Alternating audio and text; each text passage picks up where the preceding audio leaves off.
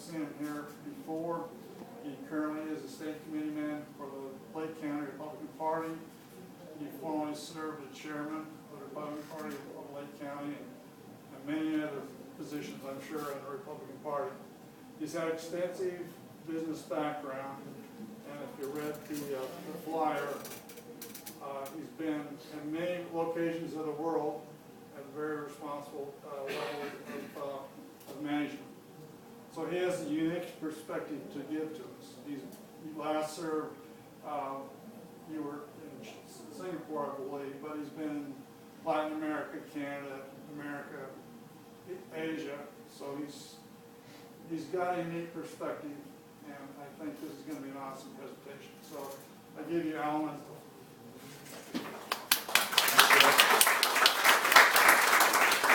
I guess I should thank you. I'm not sure I'm ready for this or not. Anyway, I haven't done this for a while. In fact, I kind of toy with it around if you'll notice as I go along. I'm really interested in geography. It's a subject I hated in high school. I hated it in college. But as you start to live, it becomes it just becomes more of a living type of thing. It becomes more interesting. You can identify with it a lot more. Today, I'm just consumed with it. So I've been trying to put some of this stuff in a book lately, and I find myself getting consumed in the writing. And in writing, you can put a whole lot of information there and do a lot of the explaining in and out. All of a sudden, I found out, hey, tomorrow I got to go and talk to a group, and I got to condense it into 30 minutes or so. Wow! What I have in my mind is probably a semester's worth of lecture. Not that I'm qualified to lecture. That I hope Jerry didn't oversell me. I'm not an authority on anything. I'm not a teacher. I'm not a historian. I'm not a philosopher. I guess if anything right now, I'm just a concerned retiree, especially a concerned grandfather. And I think I have a unique perspective on the world, one that just scares me to death, and one that I hope that I can stimulate some of your thinking with today. Our children and our grandchildren are already encountering a world that it's hard for us to even perceive. I was talking to George Fazier in the back, and you know, I'm still looking at things myself, even though I've had a lot of exposure, I still look at myself in the thought patterns and the philosophies and thinking style from 1940s and 1950s. That's why it's fun to talk to people like you. I can talk about stuff that my kids wouldn't even recognize here. But anyway, bear with me. We'll try to go there. As I say, I was worried about putting this all together and focusing and coming out with some conclusions. So I thought I would just give you my general thesis before I start. Here's where I would like to at least end, and at least kind of have your thinking go along the way.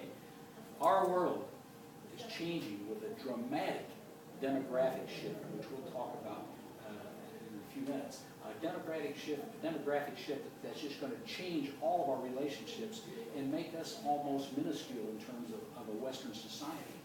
And the growth is going to come in cultures that are very foreign to our thinking, to our experience, and to the Western culture.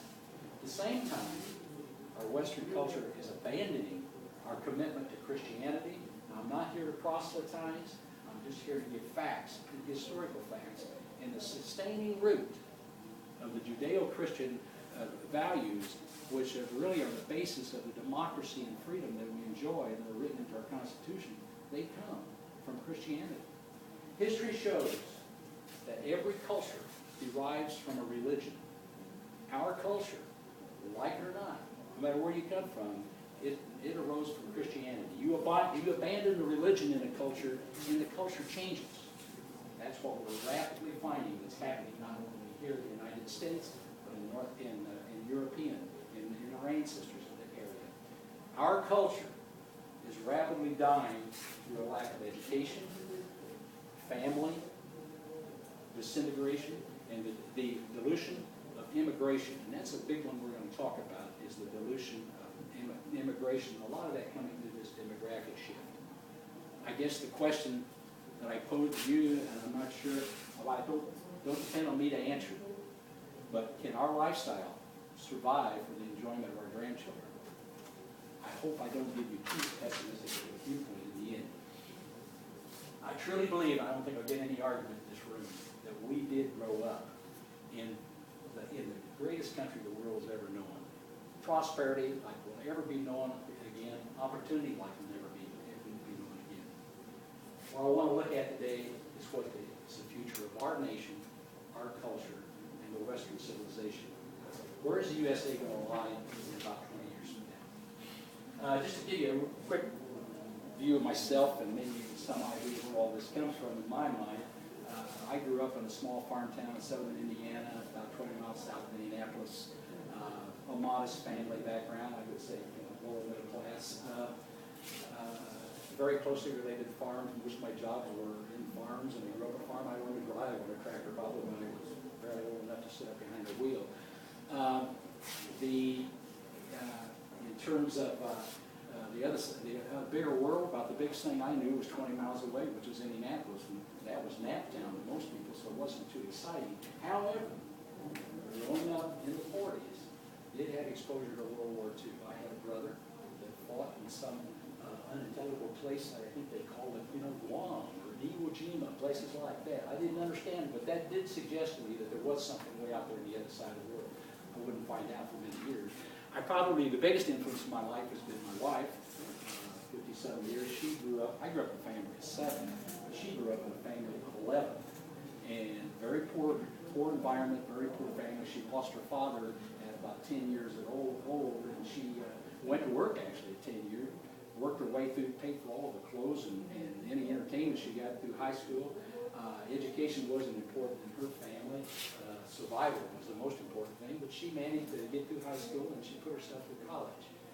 What she has instilled in me is really focus, hard work, discipline, and a can-do attitude. And that's carried me a long way in my life. Probably one of the other big influences in my life was my father. He really came from a Quaker background. No frivolity, never took any credit, very modest lifestyle. In fact, he probably gave me a lot of my dress code. That's why I always dress in such bright colors. But anyway, early on I went into industry, not by choice. I really thought I was going to be a doctor, but I forgot to read the note on the bulletin board that said you had to apply yourself a little bit more in college than you did in high school. So when I got ready to go to med school, I didn't make it on the first pass, and to get in to come back to the second pass, I already had kids that needed to be fed. So I accidentally fell into industry. I worked for large corporations, primarily in the automotive parts industry, multinational companies, Cummins Engine Company, Bendix, the old Bendix Corporation, Allied Signal, United Technology. Big advantage in the multinational companies, there's a lot of opportunities to express yourself, to get different experiences, and being multinational, I was fortunate to experience a lot of different cultures. 2 provincial Hoosiers, my wife and I made a very quick departure from growing up all of our life, 25 years in this little small town. Suddenly we hit the road and we moved 20 times in the first 50 years of our marriage. In fact, we're just enjoying today, my wife tells me, we're going to have to paint this house. We've never painted our house in our life. We never lived any place more than 2 years. What do you mean paint, But anyway, moved a lot. We lived in 5 states. We held family residences in 5 different countries. I worked for long periods in probably 4 or 5 more countries, and I worked all of the Asian nations and did a lot of development work in Europe in order to get products moved into Asia. Most of my experience after we left the United States, which is probably the last 15 years of my career, was focused on Asia. We lived in Japan for about 6 years. As a couple, we lived in Singapore for a couple more years. At one point in time, we lived in northeast China. That was really an experience that really impressed me. We lived in a little town called Changchun, which is clear north of North Korea. Well, you've heard how cold North Korea is. As you move north of there, it really is cold. We lived up in what it was the old capital of Manchuria. Changchun, if any of you remember the movie The Last Emperor, that's where the Japanese, when they occupied China, they took the emperor from Beijing and they made their headquarters and put him in kind of just a idealistic kind of position in Changchun. It was so cold in Changchun that it averaged about 30, almost 40 degrees below zero in the winter. I mean, cold. And this was a hard communist town. My first really exposure to real socialism. The government provided the heat. They gave you heat 1 hour in the morning and 2 hours at night, if they remember to turn it on. If you got up in the morning and want to take a shower and go to Katie, bar the door. Good exposure, though, to just how bad a situation, a socialism can be. This town, I'm sorry, was a small town. It was only about 3.5 million people.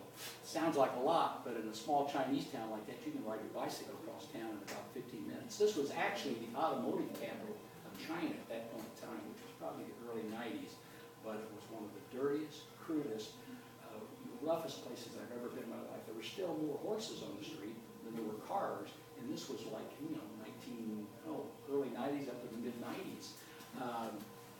It was hard to get good labor in that town, especially blue-collar, pop-collar labor, because what you are, what China was in those days, you still has the vestiges of the Cultural Revolution. I'm sorry, during the Cultural Revolution, it split up families. Kids didn't even learn how to screw in a light bulb. So you couldn't find mechanics, you couldn't find any kind of labor support like that.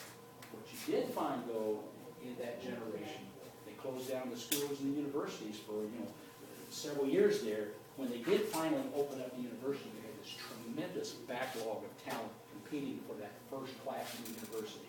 You had the best and the brightest, and these were kids. Most of them had never had any elementary school training or any high school training. Here they are sitting for college exams. The people that succeeded in those first few times, the first few classes in the university system were unusually bright, talented, focused, and motivated. That's the talent that has built this new industrial empire that we're going to talk about that's coming up through the Chinese nations. It's an interesting thing about that, and I'm getting ahead, but we'll talk about it. That's one of the problems I think we have in our society is we don't have the diversity that really stimulates the exceptional response, the exceptional kind of behavior and talent. You look at what built the industrial revolution in this country, it's the people that came out of the Depression. I dare say that most of your parents and your grandparents, they came out of the Depression. They instilled in you a lot of your work ethic, a lot of your values. Keep that in mind. I think that's one of the things that, unfortunately, we cannot give our kids. I'm toying around with writing a book of my kids right now, and in the review note the other day, my wife just happened to say, when we first got married, something we never talked about was the future. We didn't have a lot of things when we were growing up. We didn't expect a lot of things, and you worked, and you knew you were going to work in the future, you were going to feed your kids, and that was life.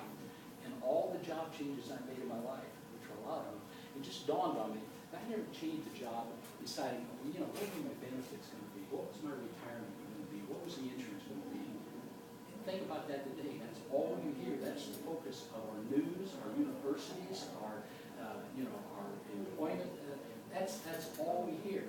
What happened to just sheer hope and confidence in your abilities?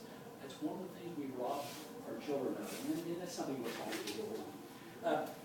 There's a few major fears I want to throw out here. Some of my fears for the future, and this kind of guides where we go in this conversation. The major fears I see descending on us are, at least from my perspective, is the deterioration of the church and the family, the abandonment of history.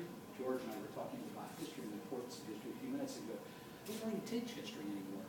Government's effort to destroy hope and ambition, and I'm afraid you see an active effort in that regard today. Diminishing respect for capitalism and free enterprise. Capitalism is a dirty word anymore. Growing entitlement mentality, increasing licentiousness, dilution of our culture. We're going to talk a lot about that this afternoon. Foreign policy of appeasement. We're realizing a total transformation of our nation in its ideals. Something that concerns me is in our children, I don't see any curiosity. It just bugs me to death watching Jay Leno and some of these Fox on the Street interviews, asking these kids questions about Benghazi and about the IRA scandal and everything. They've never even heard of it. Their total focus is self. And I think a lot of that, I think, goes back to the family. I think we must not have talked to our kids. We must not have imparted ideas. We certainly didn't impart or instill or encourage any curiosity. I think that's going to kill us as a generation. I think we've got to get this younger generation, we've got to get to thinking, I I say younger generation, I don't have to go much younger than us till you start seeing some of this kind of erode away. I think we've got to get people talking about and thinking about big government versus small government, socialism versus free enterprise, wealth versus poverty, power versus subservience, education versus ignorance, wisdom versus frivolity, lending versus borrowing. There's some big impact in these things. Good versus evil, dark versus light, yin versus yang. The whole world knows yin and yang, good and evil to some extent. Today we don't even discuss it. We don't even discuss evil and sin in our churches. What's happened in our society? I don't want to go much further. I really want to get into this. As I say, I've become consumed in the world. Is anybody looking at this? Does anybody see any difference in this global map, the map that you looked at when you sat in grade school and you sat in high school? Take a look at it. Does it look like what you sat and looked at in your geography class, your history class? Well, I guarantee you it's different. I guarantee you that the maps you looked at when you were in school showed North America, showed Canada, the United States, Mexico, right here in the middle. You saw a little bit of East Asia over here. You saw West Asia over here, and then you saw Europe creeping in there. First time I went to my office in Japan, the secretary put this nice new map on the wall, and I looked at that thing and I said, what's wrong with that? What's wrong with these people? What's China doing right there in the middle? It didn't dawn on me that I'm in Asia, but interestingly enough, I thought I was going to try to emphasize this by having one of the old maps with me today. I tried to go on the internet and buy a map that shows North America in the middle of it anymore. You can't find one.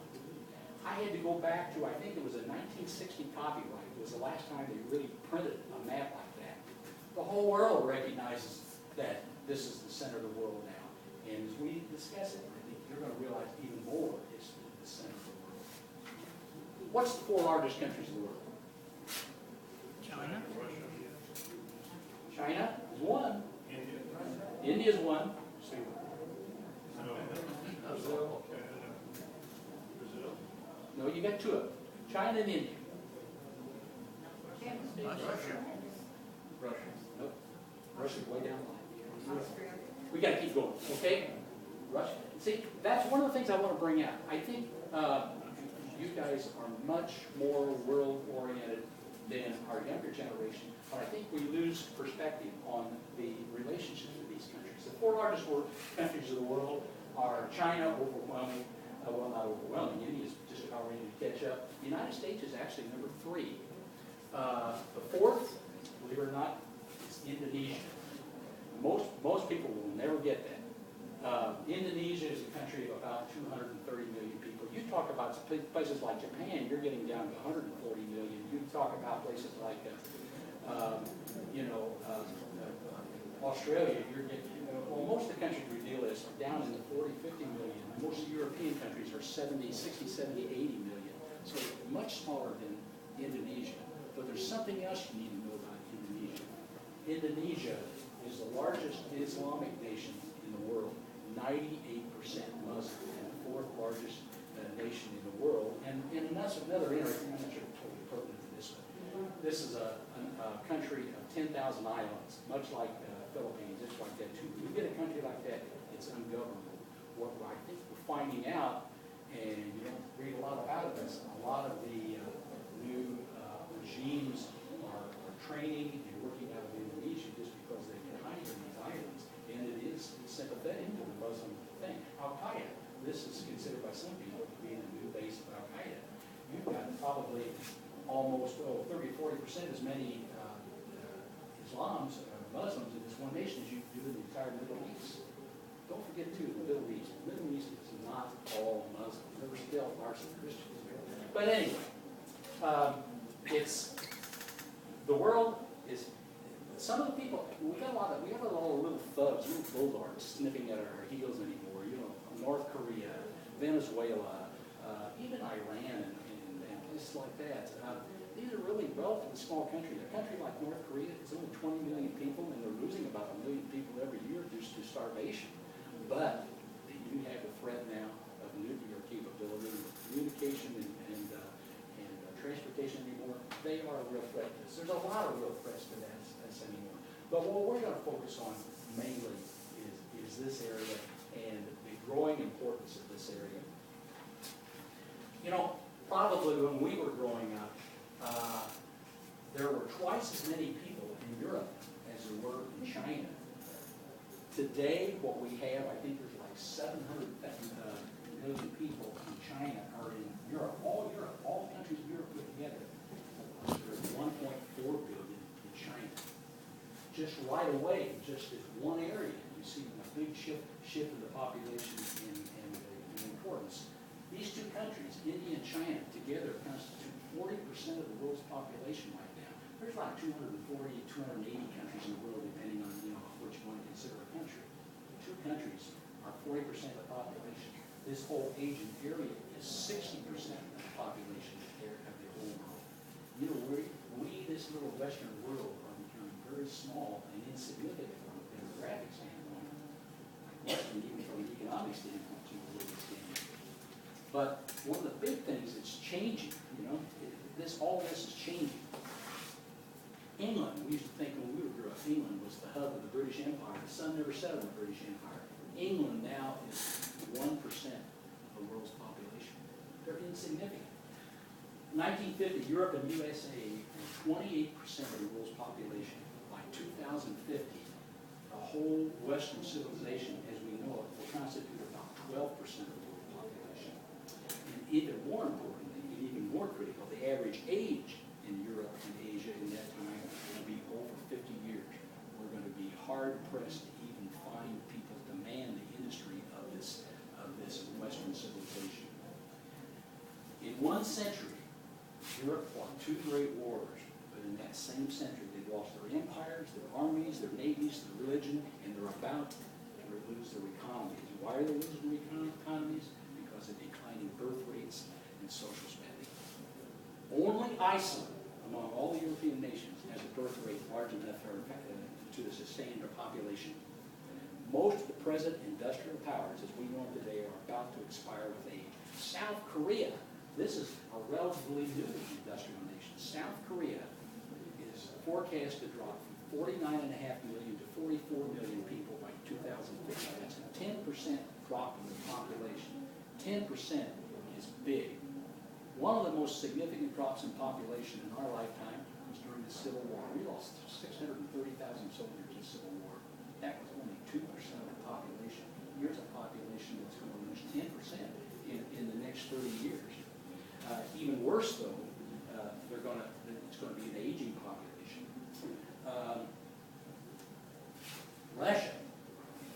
Russia fell from 148 million. That's why you think Russia as being one of the larger nations, but they're just shrinking dramatically. They fell from 148 million in 91 to 140 million today, and they're projected to drop to 116 million people by 2050.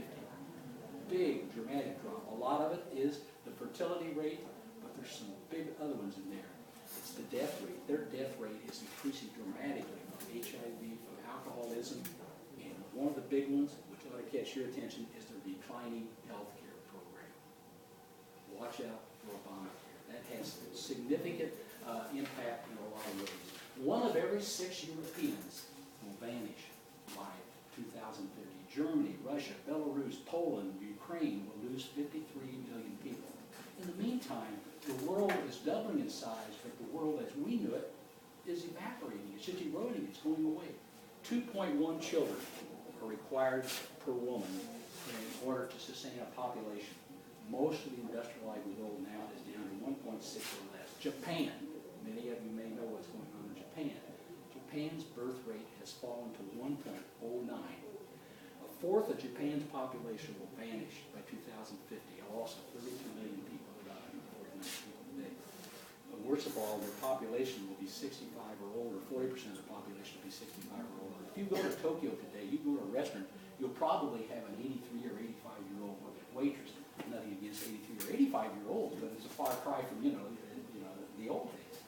Japan has surrendered their position due to this age change, due to this lack of labor. They've surrendered surrendered their position as the second largest economy in the world. They were that economy for about, well, they actually took over from Germany, I think, 40 years ago. China is now the second largest economy of the world. We think China was, a disaster area. Japan, for years, has been the largest automotive manufacturer. China just took over this year as the largest automotive manufacturer. Japan was long the largest steel manufacturer. China is now the largest steel manufacturer in the world. And by far, the largest exporter in terms of excess exports over imports now is China. We thought Japan was going to own the world for years because of their ability to export and to import it. It's been a long time since the United States did ever say, probably when we were exporting cotton, it's probably the last time we had an excess import over import.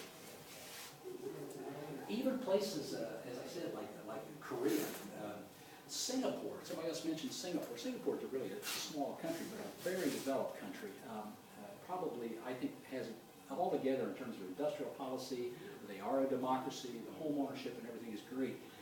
Singapore has a birth rate of only 60% of what is needed to sustain their population. By 2040, their average age is going to be over 54 with, their average age over 54, yeah, and 60% of their population is going to be over 60. They're going to no longer be an industrial power. They'll have twice as many deaths as births by 2040. Taiwan, their birth rate has fallen to 1.01, even lower than Japan. What we used to think as the free Asian tigers, this dynamic new economy that was evolving, they seem to be content to enjoy the good life and then pass away. It hasn't been proven, but it looks like when you look at demographics around the world, once a country becomes successful, becomes fat, happy, and prosperous, they stop having babies. You don't get time to have babies when you're enjoying all the new luxuries of life. It just seems to be a fact of life, and that's what's happened to our whole Western culture. At the same time, some of the invading cultures, the Muslim culture, they have 10 and 12 babies per mother, okay? While our industrial culture, the ones that we identify, are down to 1 and sometimes less. So just by sheer numbers, you can see what's happening in the world. China, India, and the Islamic culture, and Africa.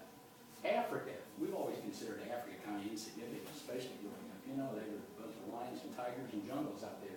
Africa is about a billion people today, and they will double to 2 billion by 2050. This whole area is going to increase by another 1.25 billion by 2050. The world, when we grew up, was about 2.25 billion. It's now up to somewhere in the 6 or 7 billion range. It's going to be up in about 11 billion in the next 30 or 40 years. And it's not going to be in the Western cultures that we know. We are going to be insignificant.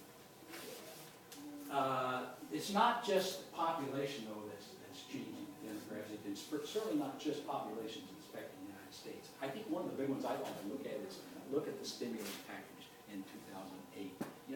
What did we do with our stimulus package in 2008?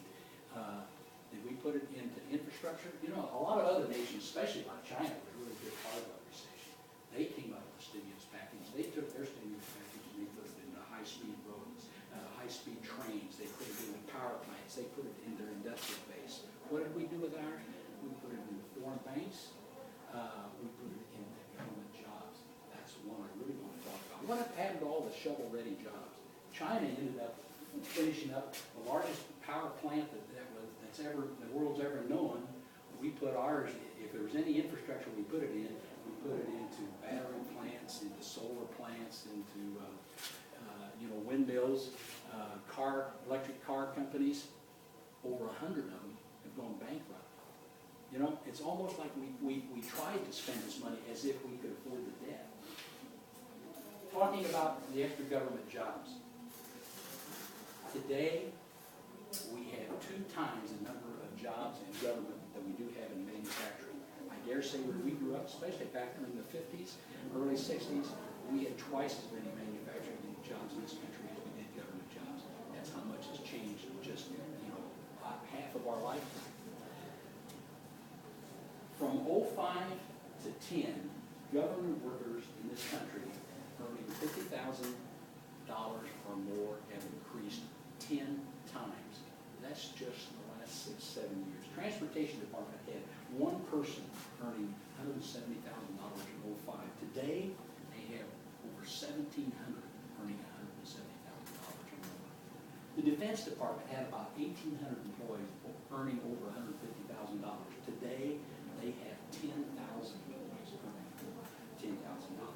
Not only has the number of government workers just soared, but the cost of those government workers has soared. The average income of a government worker is twice that of a private sector worker. And where are all the jobs going? Where's the new employment? You've seen employment statistics. A lot of it is going into government jobs. Interesting statistics came out last week. In the private sector, 47% of the people have part-time jobs. So, who's going to pay for all this increasing employment? The government, let alone all the entitlement programs. I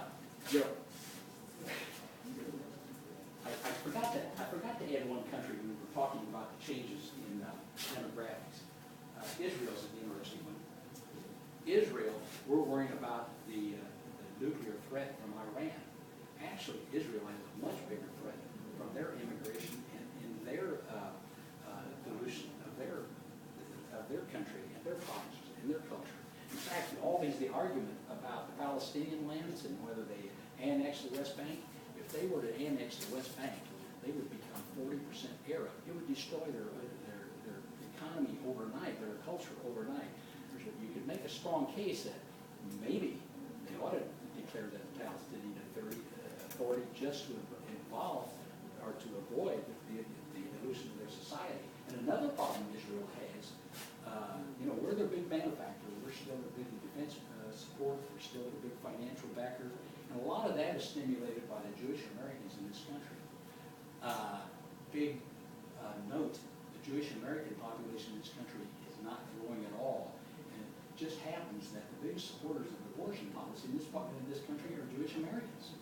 But they're great environmentalists.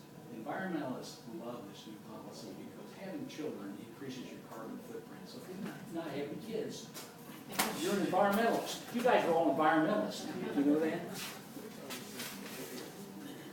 One of my biggest concerns, and as this all comes through, we start focusing in on what this means for our country. It's not just, we'll talk a little bit more about the dilution of our culture of immigration. There's a quote I like to use from Buchanan, which really accentuates to me what immigration is doing in this country.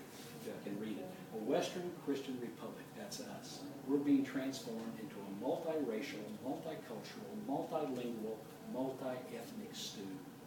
Once we celebrated our unity, we were proud of our unity and of our immigration. We were a melting pot. But now our elites proclaim that diversity is our greatest strength. There's a big difference between diversity and immigration into a melting pot. When we were growing up, during the Industrial Revolution, we had immigration was primary for Europe. They thought like they did. They accepted Judeo-Christian ethics. They accepted our laws, our standard laws, our standard government. They had similar language roots, and they had a similar religion. What's happening today, though, we talk about diversity.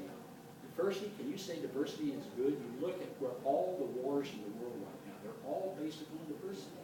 The Shiites versus the Sunnis, all the wars in the Balkans. And one of the problems we have in the world is that we have defined countries by rivers and mountains, etc., and not taken into consideration within those boundaries the conflict that has been reigning for years between religions and between styles of people, between races, etc. Diversity in itself is destructive to a nation, and that's where we're seeing all the wars. How can we say that's great for us? In our country, what we're really going to see is we're not going to be able to identify ourselves with our Asian nations, or with our European nations, probably the only real friends we have left in the world, because when we look around, we're not going to have, the majority of people aren't going to be saying, that's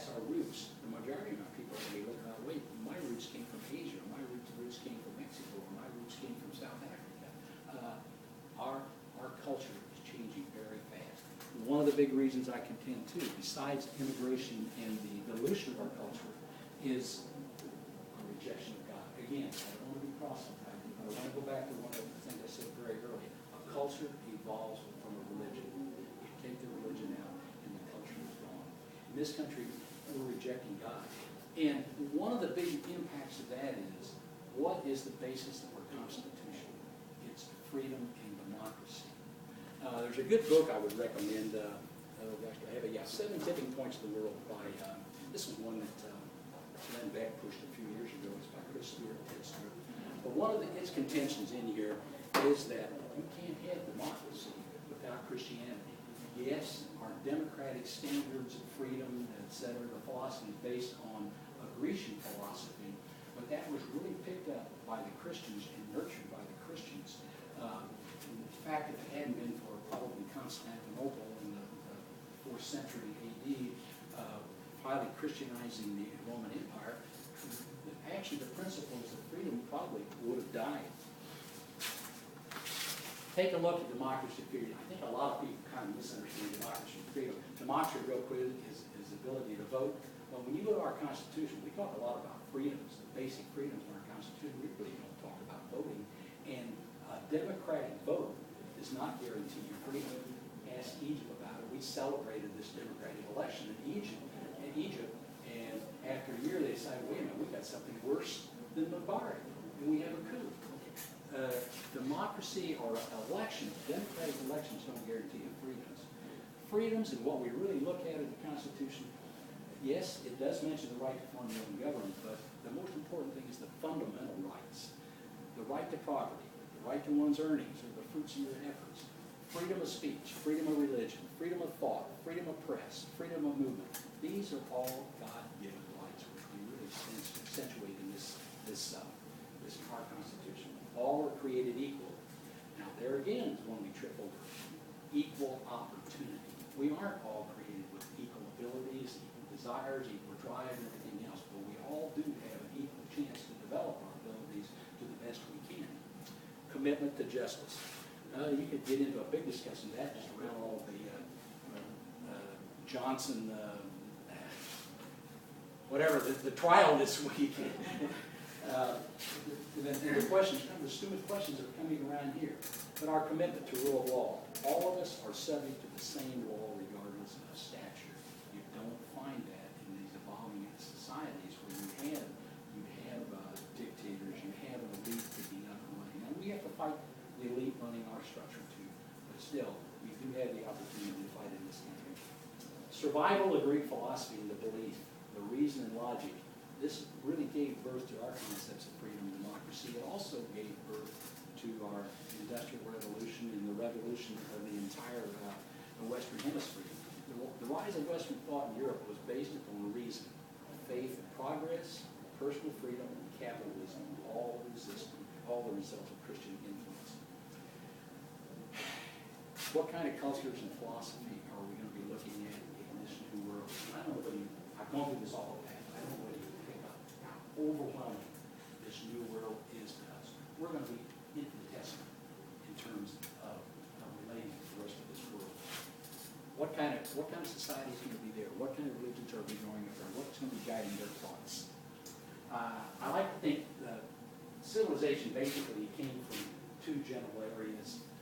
We think about all this coming from the Greek, or using the Byzantine Empire, the Tigris Euphrates valleys and things like that. There was also a big pocket that originated over here in Asia. And I think a lot of the culture that we've seen develop over here has been the blending of these two, especially as the Buddhist monks and things travel back and forth and kind of intermingle the civilizations. But truly, freedom, democracy, as we know it, came from this area of the world. The more autocratic, socialistic, communistic government styles came from this area of the world. They came primarily from the Eastern Confucian culture. The Islamic culture, ironically, grew out of the same valley we do, kind of the yin and yang of the religion. But I'd like to look just real quick, kind of in closing, what's going to be the impact of what's going up here, which is primarily the Confucian culture. I don't know how many of you know much about Confucianism. Confucianism, you need to appreciate a little bit about it. It's and kind of understand some of the basic differences. These differences point to some of our emerging strengths and weaknesses in our country, some of their emerging strengths and some of our emerging weaknesses. Learning from the past is fundamental to Confucian thinking. Early history and biographies are sacred in Confucianism. How do we treat history? We've abandoned it. We don't even teach it anymore. And we don't pass down our culture and our family units. Expectations of divinities are beyond human capacity to understand. Human morals should therefore be based on a human relationship without reference to any higher order. The end justifies the means in a Confucian society, and that is a big one that has to soak in. This trips up our businessmen in their negotiations. It trips up our foreign policy negotiators. Every time somebody tells them something and it's proven different later, well, they lied to me. No, in the Asian culture, that's not a lie. I had to say what I had to say at the time to protect my interests. The end justifies the means. It's not lying. Suffering and evil are inevitable in human life in this culture. They promote learning and growth. A mistake is not a sin, but it's an opportunity to learn. It breeds toughness, tough fighters. There's no entitlements in that society. You can't put me down. It is what it is, and I'll pick myself up, and I'll make the best of it. Afterlife is beyond human comprehension. Humans have to learn to behave in such a way as to promote social relations. That's where you get the order, which is so important in these crowded societies. You've got to have order. You know, there's something mystical about that in Asia. I know my wife and I, she used to teach school, and she would travel out the subway where they still had jammers, you know, where they pick people up and they push you in the car and jam them in. She would go through a station that had 1 million people literally at one time in the train station.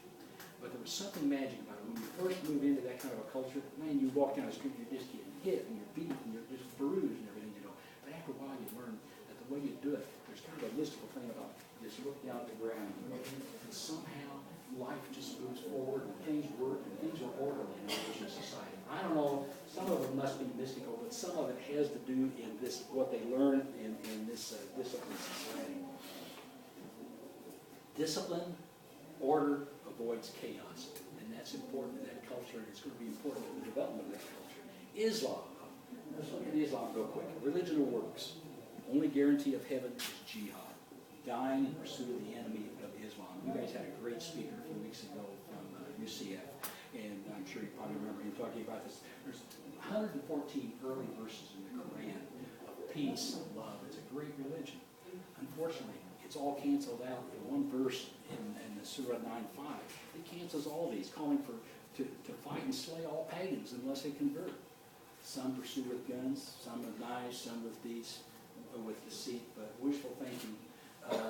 But the ultimate goal of Islam is one government. Think about that too. What do you hear among a lot of our society? Not all just coming from Islam, but supported by Islam, is one government. In Islam, it's a theocracy with Sharia Law, where no entity receives homage but Allah. But it does kind of join arms with some of the other movements in our will for one government. Recognize too, and I hate to get in politics, I heard Jerry wouldn't, but recognize Obama. I'm sorry, this is factual, this is not opinion. I can say that. That's opinion, okay? He's a Muslim. He grew up at a very impressionable age in a radical Islam school in Jakarta. I know that school. I have been there. And believe me, he would have had to stand up every day, and announce his hate for the Western world. He grew up like that. Any of your school teachers, if you were an elementary school teacher, you know how easy it is to mold a young mind at that age. And those kind of ideals don't change. He has to be influenced by his Muslim thoughts. Christianity, you guys know Christianity. It's a living, loving, patient God, all omnipotent, omniscient, looking and waiting to receive all. Let no one fall short of his glory. Send his Son to save us all sinners. A religion of faith, that's important in terms of hope in our society. A religion which respects the individuality of each of God's children. That's a natural incubator for capitalism, for free enterprise, for entrepreneurism, for reward and achievement. Again, I recommend 7 tipping points in the world to really get this kind of grip on the foundations of freedom that comes from our religion. Socialism, you all probably know a lot about socialism. You've been exposed to a lot in the last few years. Wrapped up in fairness, redistribution of wealth, equality of rewards, no reward for hard work or ingenuity. Excellence or unique talent and accomplishment. One thing I do know about socialism, it hasn't worked any place in the world. It didn't work in Russia. It didn't work in China. I saw that vividly. It didn't work in Cuba. And it's not working in Venezuela. That's a sad thing. I used to work in Venezuela in the late 70s. I'm diverted again. But at that point in time, they prided themselves being the oldest democracy in the Southern Hemisphere. And they had just found all this oil. They had all this wealth coming in. But, they just squandered it. They didn't put any into their education system. They didn't put anything in the infrastructure. And it just left them open to, the dictatorship that resulted. And now, little insignificant country that they are, they're causing trouble throughout all South America. They're organizing, many of the other countries in South America to oppose us. I got to throw this with you too. Good old John Kennedy. We all know John Kennedy. One of John Kennedy's biggest issues and criticism was how he handled the Bay of Pigs, but then he recovered by opposing Khrushchev with the missiles in Cuba. What have you heard about the missiles in Venezuela? Russia just in the past year put dozens of missile launchers in Cuba, in Venezuela. What's different in Venezuela than there was in Cuba? We don't even hear about it, and we're not taking any position on it. We do have now a communist nuclear threat right here in the Atlantic Hemisphere, and nothing's even been said about it. Down out there. Got a closing thing. Parenting. Parenting is an area that I think we're really missing the boat. We're letting our kids grow up in this country without any direction, without handing down customs of belief. We're not teaching history in the school, and we're not teaching history in the home. Children are raising children. And worst of all, now we've got government schools raising children. In contrast, Islam and Asian cultures carefully nurture their children's beliefs and their customs. They cultivate their dedication with history, sustaining their culture. We're losing our culture, and nobody's paying any attention. Our children lack vision, ambition, curiosity, hope, encouragement, dreams. Government programs shelter them from protect them from expectations. Government has to take care of you. Our children haven't even been introduced to the principles on which this country was founded and which have sustained us.